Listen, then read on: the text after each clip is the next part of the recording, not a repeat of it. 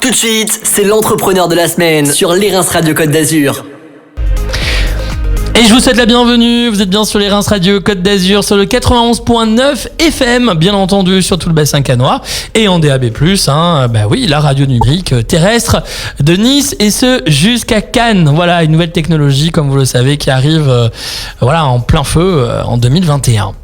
Et puis bien entendu, dans cette émission, comme maintenant vous avez l'habitude, chaque semaine, on reçoit un entrepreneur du bassin cannois. On a eu, bien entendu, la semaine dernière, le président de Télécom Vallée, Frédéric Bossard. Et on a un autre entrepreneur. Oui, et justement, un entrepreneur très actif, dans le bassin cannois, qu'on va apprendre à connaître dans les 10 prochaines minutes. Justement, je vais te laisser te présenter si tu veux bien. Oui, donc merci à toi. Donc Christophe Goffinon, et je suis effectivement entrepreneur sur la région de Cannes avec une société qu'on va présenter qui s'appelle Oopies. Alors Oopies, vous allez voir, pour ceux qui ne connaissent pas, à la fin de cette émission, je vous le garantis, vous irez voir son site internet. Même si ça vous concerne ou même si ça ne vous concerne pas. Mais vous allez voir, c'est une start-up qui a vraiment le mérite d'exister. Et aujourd'hui, on va apprendre à connaître déjà son entrepreneur. Alors Christophe, on se connaît un petit peu parce que oui. On est ensemble dans les mêmes locaux. Un peu voisin. À la pépinière donc de Créacannes. Déjà, comment tu vas, Christophe? Écoute, c'est ma première question que je pose un peu à tout le monde, mais déjà, comment tu vas? Écoute, ça va très bien. On a eu une année qui a été compliquée, qui a été difficile. C'est vrai que d'entreprendre, en ce qui nous concerne, ça a été une entreprise qui a été créée fin 2019, donc forcément 2020 était notre première année. Alors c'était peut-être pas la première année idéale. Il fallait dédoubler encore nos forces pour réussir à lancer ce projet. Mais on est très content de cette réalisation et on a des bonnes perspectives pour 2021. Au moins, ça t'a mis dans le bain de suite. Exactement. Alors justement, Christophe, tu vas nous présenter ta société Oopies. Oui. Qu'est-ce que c'est Oopies? Explique-moi tout. Alors en fait, Oopies, ça développe une plateforme de services financiers pour les entreprises qui veulent éviter d'avoir des soucis de paiement avec leurs clients. D'accord. Donc en fait, c'est très simple. D'ailleurs, on a un credo facile à comprendre. Soyez heureux, soyez payés. Donc c'est compris par beaucoup d'entreprises. Et l'idée de ces entreprises, c'est de faire en sorte qu'à partir du moment où elles émettent des factures sur leurs clients, pour parler de manière très très simple, il y a un risque d'être payé en retard ou d'être jamais payé. Et donc, on est là avec une plateforme qui est connectée au système d'information des entreprises pour les aider à leur proposer des services qui vont permettre que l'argent rentre bien en temps et en heure. Alors, justement, comment elle t'est venue cette idée de te dire, tiens, allez, je vais monter une start-up sur justement les factures en retard ou même malheureusement les mauvais payeurs, il y en a malheureusement beaucoup. Comment était venue cette idée? Alors, en fait, moi, je suis un peu comme Obélix, c'est tombé dans la potion magique. Moi, j'ai découvert le credit management à la sortie de mes études. Donc, je faisais Sciences Po à Paris et Dauphine en finance. Et j'ai eu la chance de découvrir cette matière. Et je me suis dit que c'était il y a quelques années déjà, parce que j'ai un peu de bouteille maintenant. Et donc, je me suis dit, il faut absolument développer ce métier en France, qui est ce qu'on appelle le credit management, ou aider les entreprises à gérer ces risques clients. Et donc, c'est comme ça que ça a commencé. Donc, c'est il y a quelques années. Et j'ai toujours cherché à innover, à créer des entreprises. Donc, en fait, j'ai déjà créé un certain nombre d'entreprises. Justement, c'était ma question. Tu m'as devancé, mais on va en parler justement dans quelques instants. Donc, j'ai eu la chance de participer à de nombreuses entreprises en France et à l'international. Et en fait, celle-ci, c'est un peu un aboutissement. C'est un peu un aboutissement parce que, à la fois, c'est le bon moment parce que elle repose sur beaucoup de digitalisation. On est une fintech, comme on dit. Donc, la technologie a énormément avancé sur ces dernières années. Et le monde des services financiers a également avancé. Donc, c'est aussi pour ça qu'on l'a lancé, maintenant. Et puis c'est vrai que moi j'ai cette casquette de président de Oopies, mais j'ai aussi la chance d'être administrateur et directeur de l'Observatoire du Credit Management en France, donc j'ai aussi la connaissance de l'expertise de ce métier, de ce qu'ont besoin les entreprises. Alors justement, je vais poser des questions bêtes, Christophe, pardonne-moi, moi je suis juste un petit animateur qui essaie de comprendre et je mets toujours la place d'auditeur, mais j'entends déjà des auditeurs qui sont en train de me dire mais ça existe déjà, ces relances de paiement, etc.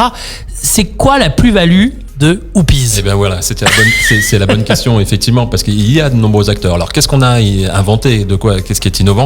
En fait, on a rassemblé sur une seule et unique plateforme l'ensemble des services qui vont être utiles à une entreprise pour gérer sa relation avec ses clients. Donc première chose, on va lui permettre de s'informer sur la santé financière. On va lui permettre, si jamais elle pense qu'il faut se sécuriser, de prendre des garanties, c'est-à-dire que son client, si jamais le client est défaillant, on va pouvoir venir indemniser, payer à la place de ce client. Et puis même si on n'a pas le temps, parce qu'on accorde des délais de paiement souvent avec un client, puis parfois les délais de paiement c'est un peu long, donc on a besoin de son argent tout de suite. Alors on va aussi sur la plateforme permettre de faire du financement, donc d'obtenir son financement immédiat de sa facture sous 48 heures. On nous cède la facture et on la finance sous 48 heures. Donc tu finances une facture qui pourrait ne pas être payée dans l'immédiat. Exactement. Oui, tout à fait. Alors, nous, on a un statut d'intermédiaire. On n'est ni banquier, ni assureur. Oui. Le but du jeu sur la plateforme, c'est d'avoir réuni tous ses partenaires. Mais en fait, l'entreprise ne sort pas de la plateforme. Ce qui est important, c'est que c'est pas une mise en relation, c'est pas une marketplace. C'est vraiment une plateforme sur laquelle l'entrepreneur, le dirigeant financier, bien souvent, va pouvoir venir choisir les services qui lui sont nécessaires, payer que les services qui lui sont nécessaires, et tout en restant sur la plateforme Whoopies. Il peut faire aussi son recouvrement, puisqu'on en parlait, et évidemment, des fois ça se passe mal, et donc il faut faire le recouvrement. Donc l'innovation, c'est d'avoir réuni sur une seule et unique plateforme, et de manière très simple, tous ces services. Là où aujourd'hui, une entreprise, un dirigeant va devoir aller contacter 4, 5, 6 acteurs, et probablement avoir du mal en plus à faire fonctionner en synergie tous ces services. C'est vraiment une innovation d'usage assez forte. Donc tu es le seul en France à proposer tout ça. Alors, et on est les seuls en France, et puis on a des ambitions internationales, donc on a regardé également à l'international qui faisait ce genre de service. Moi-même, j'ai une carrière internationale assez importante, et donc pour l'instant, c'est vraiment une innovation même qu'on n'a pas en Europe. On a un petit équivalent au Danemark, mais c'est pas encore exactement ça. C'est vraiment une pionnier, et c'est reconnu par la profession d'ailleurs comme une vraie innovation dans notre métier, et c'est aussi surtout, et c'est ça qui nous intéresse, très reconnu par les PME, puisqu'on s'adresse aux PME plus particulièrement, donc les entreprises qui ont encore plus de difficultés à connaître ces services. Tu m'arrêtes si c'est indiscret, mais tu lèves ma curiosité. Tu as pu réunir combien de clients en 2020 dans ta startup Whoopies? Alors en fait, on démarre tout juste, et puis il y a un cycle de vente, il faut convaincre les entreprises, et puis voilà. Et même si la période Covid-19 fait que ces entreprises sont davantage sensibilisées encore au sujet du cash, néanmoins il faut qu'ils y réfléchissent. Donc là, on est sur à peu près une 50aine de clients actifs. Et ce qui est déjà très bien, puisque finalement on a démarré vraiment mi-juillet. Oui, donc c'est déjà pas mal, et on a des ambitions d'avoir 200-300 clients en fin d'année prochaine. C'est surtout sur 2021 sur lequel on devrait. Ce qui est fort possible, parce qu'on fonctionne très bien avec également des réseaux d'apporteurs d'affaires, notamment les experts comptables, qui sont des experts comptables, d'accord. Les experts comptables sont des réseaux. On a des discussions avec des banques également pour faire de la prescription, et puis avec des cabinets de conseil. Donc il y a tout un entourage également de prescripteurs qui sont au contact régulier des entreprises et qui peuvent recommander Whoopies. Pourquoi Whoopies? Alors, je pose trop de questions. Non, il y a pas vraiment de signification à ça. Au départ, on avait imaginé faire une alliance avec une société anglaise qui commençait par HO, qui s'appelle Okodo, qui est un partenaire. Et puis on était dans le business, on a essayé de faire des montages tout simples. Et donc c'était Whoopies. Et puis Whoopies, pas de bol pour nous, c'était déjà déposé, et donc on a dû changer la marque. Et puis un jour, on s'est amusé à faire un sourire. Et notre logo, si vous allez sur le site, vous verrez qu'il a un sourire. Et Whoopies, ça se prête bien au sourire. Donc c'est pour ça qu'on vous donne le sourire en faisant en sorte, surtout le sourire à votre trésorerie. C'est un peu notre message. Oui, j'imagine. Écoute, en tout cas, bravo pour cette innovation, parce que c'est vraiment une innovation, et ça c'est très très intéressant. Alors justement, tout à l'heure tu as commencé à en parler, mais c'était justement mon second sujet, parce que derrière un entrepreneur, il y a une histoire, et justement je voudrais connaître mieux ton histoire.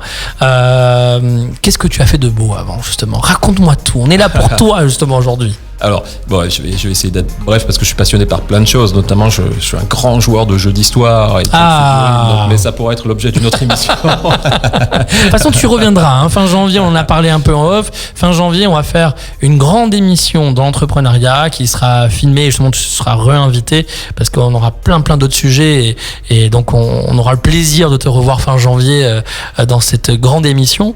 Mais justement, ce qui est intéressant derrière un entrepreneur, c'est parce que je sais que je pense que tous les entrepreneurs vont se reconnaître, on est tous un peu des couteaux suisses. Hein. Oui, c'est vrai. Faut savoir tout faire. Hein. Comme je dis souvent, on n'est pas que comptable. Hein. Alors justement, est-ce que tu as été employé à un moment donné dans ta vie ou tu as toujours été entrepreneur? Moi, c'est ça qui m'intéresse. Alors j'ai pas été employé très longtemps. J'ai 52 ans et j'ai été employé entre 20 ans et 23 ans. D'accord, donc après, tu as vraiment eu l'esprit voilà. entreprendre. Voilà, exactement. En fait, j'avais ça en moi. Comment le déclic s'est passé, justement, Christophe? Alors, en fait, le déclic s'est passé même durant mes études où j'ai eu une fin de projet où on avait à créer quelque chose. On avait à créer à ce moment-là une méthode d'analyse financière. Et finalement, cette envie de créer, de prendre en charge un projet et d'innover, et je me suis dit, il faut en permanence. Et en fait, les premières fois que j'ai commencé à travailler en entreprise, je me suis vite ennuyé si c'était trop récurrent, si j'avais pas assez de choses à bâtir. Et donc, j'ai tout de suite eu envie d'aller dans la construction, et c'est ça qui m'a fait créer une première. Alors, j'ai d'abord été bien souvent dans le conseil, donc j'ai créé des entreprises de conseil, j'en ai créé plusieurs, j'ai eu l'occasion de travailler dans un grand cabinet de conseil, donc c'est utile, pour prendre ses marques. Et puis ensuite, j'ai travaillé également quand même, non, c'est un peu plus que 3 ans, pardon. J'ai oublié une expérience, donc c'est 6 ans. Alors, pardon, 6 ans donc comme salarié d'entreprise.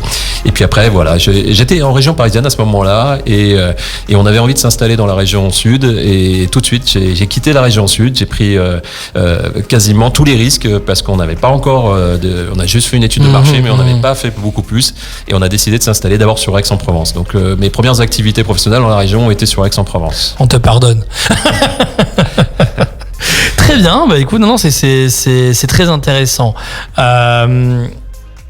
Tu regrettes d'avoir entrepris toute ta vie? Alors, non, je regrette pas. Par contre, ce qu'il faut savoir, c'est que c'est pas un long fleuve, un fleuve tranquille. Hein. Ça a été quoi les moments les plus durs pour toi les moments les plus durs, et puis on les vit toujours. Hein, c'est en fait que bien souvent on est en quête de financement, on est en recherche de financement. Hein, tout le développement, la plupart du temps, on n'a pas les moyens financiers tout seul d'y accéder. D'ailleurs, message aujourd'hui, on est encore en recherche de financement. Donc si jamais vas-y, passe le message, que je sais qu'il y a des canois. Justement, au contraire, c'est fait pour ça. Hein. Exactement. Donc s'il y a ce qu'on appelle des business angels, ou s'il y a des fonds qui sont intéressés pour regarder Whoopies de plus près. C'est quoi aujourd'hui, sans rentrer dans les détails, mais c'est quoi à peu près ta recherche, ton panier moyen? En fait, on peut aujourd'hui intéresser des investisseurs qui voudraient pas investir plus de 15 000 à 20 000 euros. D'accord. Donc tu prendrais des petits tickets. Voilà, il n'y aurait pas de souci. On peut prendre également des petits tickets, et puis également on peut prendre des tickets beaucoup plus importants, de 200, 300, 400 000. On a plusieurs possibilités de stratégie financière.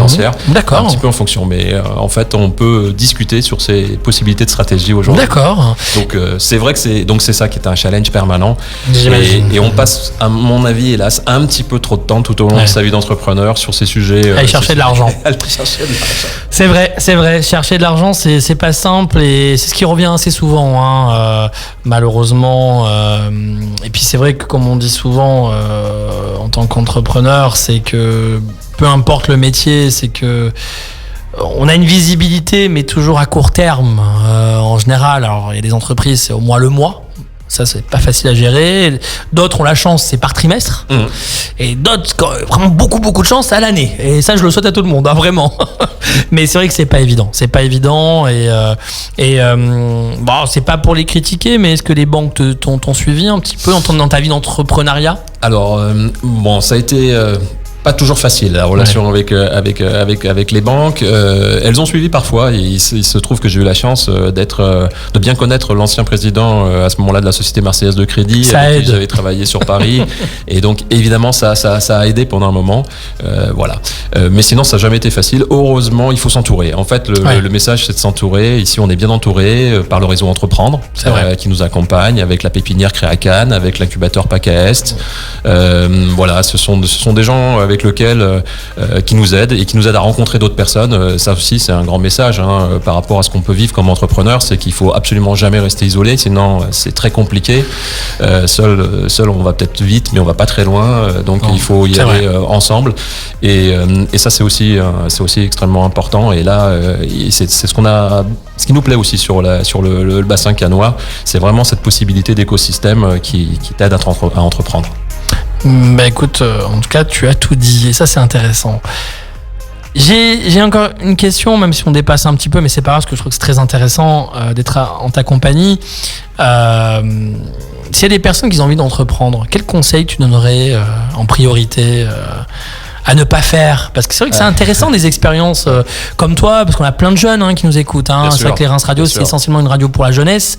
Et je sais qu'il y a beaucoup de jeunes qui voudraient se lancer dans l'entrepreneuriat et qui n'osent pas, etc. Quel conseil tu leur apporterais pour qu'ils ne fassent pas trop d'erreurs, si on peut dire ça comme ça? Alors déjà, ce qu'on peut leur dire, c'est qu'ils croient en eux. Ça, par contre, c'est qu'ils croient en eux. D'avoir confiance. Et d'avoir confiance. Donc, si jamais ils ont eu une idée et qu'ils pensent, il faut qu'ils foncent. Donc, premier message, foncer, croire. Et puis, on peut soulever des montagnes, on est étonnant. Mais par contre, le corollaire de ça, c'est que il faut partir, mais en sachant regarder, poser ses valises, pas être convaincu qu'on a forcément inventé la meilleure idée du monde. Il faut rencontrer, écouter, partager, accepter les critiques, savoir se remettre en cause. Et bien souvent, on s'aperçoit que lorsqu'on lance une idée, quelques mois après, on la bouge, cette idée. C'est pas tout à fait l'idée de départ. Donc là aussi, ne pas être trop convaincu de son idée, elle va sûrement bouger. Mais par contre, foncer. Très bien, écoute, le message y est passé. Alors, Hoopies, notez-le bien. Comment ça s'écrit, Hoopies? Alors, ça s'écrit HOOPIZ.fr. Donc, allez voir ce site internet. Si jamais, tout porteur, au contraire, vous êtes les bienvenus. Ça peut être un ticket à 10, 15, 20 000 euros. Vraiment, si vous pouvez donner un développement, pourquoi pas plus rapide, parce que l'argent, c'est le nerf de la guerre, clairement. N'hésitez pas, hoopies.fr. Et puis, il y a toutes tes coordonnées dessus, Christophe. Alors, il y a toutes les coordonnées. Et puis surtout, un message également, c'est que si vous venez de la part de la radio, surtout, vous l'indiquez dans le cadre de la demande de contact, parce qu'il y aura